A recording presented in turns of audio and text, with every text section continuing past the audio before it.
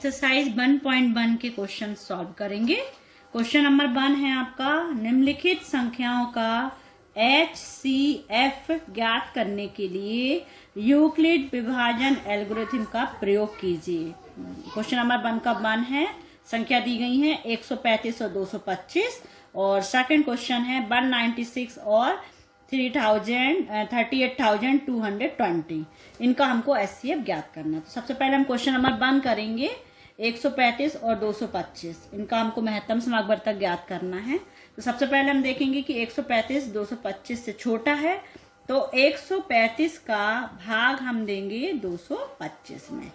तो 135 का भाग एक ही बार जाएगा, 135 एकम 135, घटाएंगे 5 में से 5 जाएगा, 0 आएगा आपका। यहाँ 12 हो गया, 12 से 3 घटाएंगे हम, कितना जाएगा हमारा 9, और यहाँ पर हो गया 0।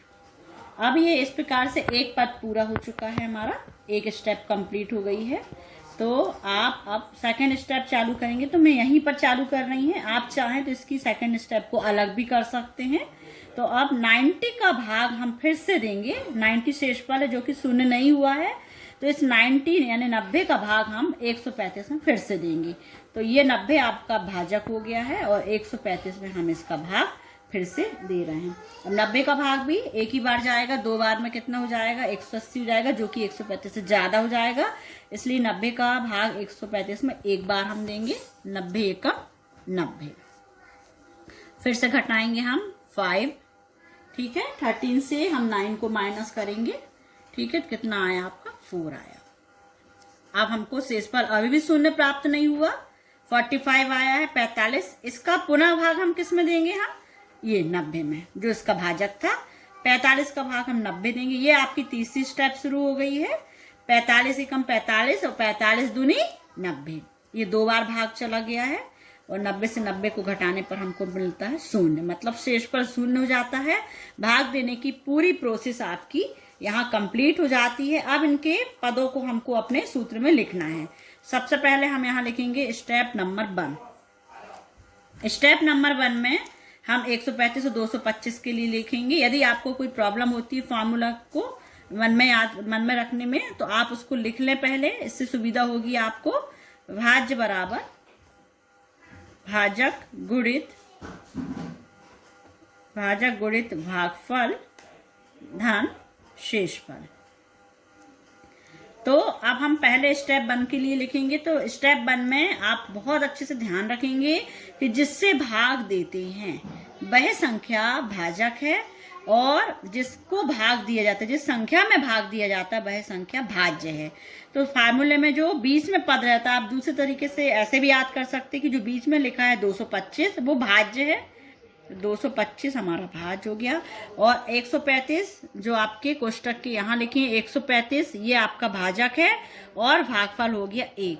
तो 135 और 1 का करेंगे हम गुणा, 135 भाजक हो गया, गुणा भागफल हो गया 1, धन का साइन है, धन का चिन्ह लगाइए, और शेषफल जब हमने 135 से 225 से भाग दिया था तो शेषफल आया था 90।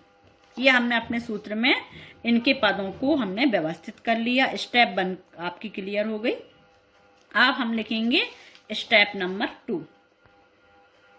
स्टेप नंबर 2 देखिए, यहाँ देखा, ये देखिए 90 का भाग हमने 135 में दिया था, तो 90 अब हमारा क्या है भाजक, 135 भाज्य है, भागफल 1 और शेषफल है 45। तो भाज्य कितना है आपका 135, भाजक हो गया 90, और भागफल हो गया 1, धन शेषफल कितना आया है 45, तो शेषफल लिख लेंगे। ये स्टेप 2 कंप्लीट हो गई। स्टेप 3 देखिए आप। स्टेप 3 में हमने 45 का भाग 90 में दिया था, तो 90 भाज्य हो गया 90, और 45 और 2 का क्या होगा यहाँ, और यहाँ जो संख्या आप इसका गुणा कर सकते हैं, 45 गुणित 2 मतलब 45 भाजक है, 2 भागफल, और शेषफल अब क्या आया है 0 आया है।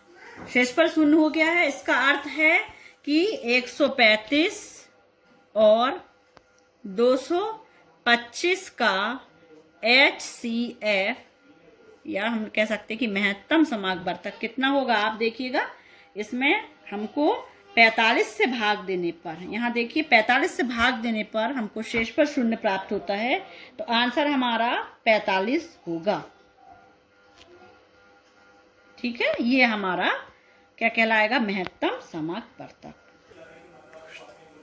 अब 1.1 का सेकंड क्वेश्चन है 196 और 38,220 का महत्तम समाकवर्तक ज्ञात करना। फिर हमें यूक्लिड विभाजन प्रमेयिका का उपयोग करेंगे। यहाँ वैसे आप लिख लीजिए यूक्लिड विभाजन एल्गोरिथम, ये एग्जाम में भी लिखा करें आप ऐसे। 196 छोटी है, तो 196 से हम 38,220 को भाग देने जा रहे हैं। तो 196 का भाग देखें आप, 2 बार में ज्यादा होता है क्या, 2 चिंग बाइक 2 सिलाई 1, 2 नाम 18, 19 9 सिलाई 1, 2 एकम 2 1 3, 392 जो कि 382 से बड़ा हो गया। इसका अर्थ है कि 196 का भाग एक ही बार जाएगा, 196 एकम 196 घटाया हमने, 12 से 6 गया 6, यहाँ 7 हो गए 17, 17 में से हमने 9 को माइनस किया तो कितना आएगा 6, यहाँ पर 8 आया। ठीक, फिर यहाँ पर 186 आया। ठीक है, अब हमने ये 2 को यहाँ ले लिया।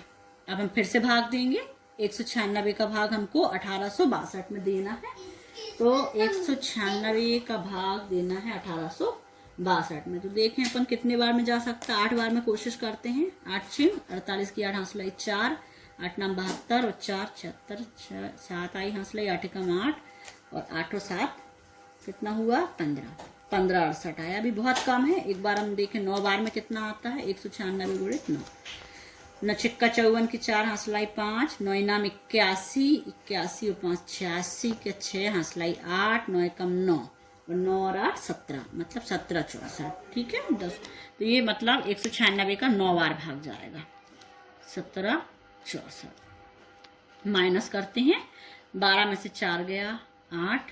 ठीक है, यहाँ 15 हो गया, 15 से 6 गया 9। ठीक है, ये आपका 98 आया। अब यहाँ पर ये देखिए 0 आपका यहाँ आ जाएगा, ये 980। अभी क्या है, स्टेप अलग अलग स्टेप नहीं है, ये पूरा हमारा जो संख्या थी 38,220 इसी में भाग दे रहे हैं। अभी दूसरी स्टेप नहीं बदली, यहाँ बदल तो गई है लेकिन जो भाग देने का अभी शेषफल नहीं आया है। जब तक हमारा शेषफल नहीं आएगा तो ये स्टेप बन ही कहलाएगी। तो 196 का भाग हमें अब देना है 980 में। तो 196 में 4 बार में देखते हैं, 4 चिंग 24 की 4 हंसलाई 2, 4 नम 36 और 2 38, 3 4 एकम 4 और 3 7, 784 अभी कम है। फिर देखते हैं गुणा करके, क्योंकि 196 का 4 बार में कम है तो 5 बार में देखेंगे।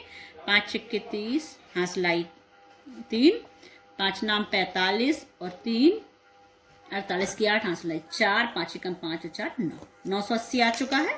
मतलब 196 का भाग 5 बार में 980, ये हो गया शेषफल। अब हमको प्राप्त हुआ है जो कि हमें एक भारी भाग देने पर, 196 का भाग हमें 38,220 में भाग देने पर हमको शेषफल 0 प्राप्त हो गया है। इसमें हमको दूसरा पद नहीं लेना पड़ा है, दोबारा स्टेप नहीं करना पड़ा है, स्टेप 1 के लिए ही शेषफल 0 प्राप्त हो गया है। इसे हम अपने सूत्र में जमा लेंगे। सूत्र हमारा भाज्य बराबर भाजक गुणित भागफल। तो भाज्य क्या है, अब देखिए लिखने की आवश्यकता नहीं है। भाज्य है 38,220 बराबर भाजक 196 गुणित शेष भागफल है 195 धन शेषफल है 0। स्टेप 1 में ही हमारा शेषफल 0 प्राप्त हो गया है, इसलिए हमें दूसरी स्टेप को करने की कोई आवश्यकता नहीं है। और लिखेंगे 196 और 38,220 का महत्तम समापवर्तक बराबर, देखिए किससे भाग देने पर, 196 से ही भाग दे रहे हैं हम और शेष पर 0 प्राप्त हो गया है। इनका अर्थ है कि 196 ही इसका महत्तम समापवर्तक होगा।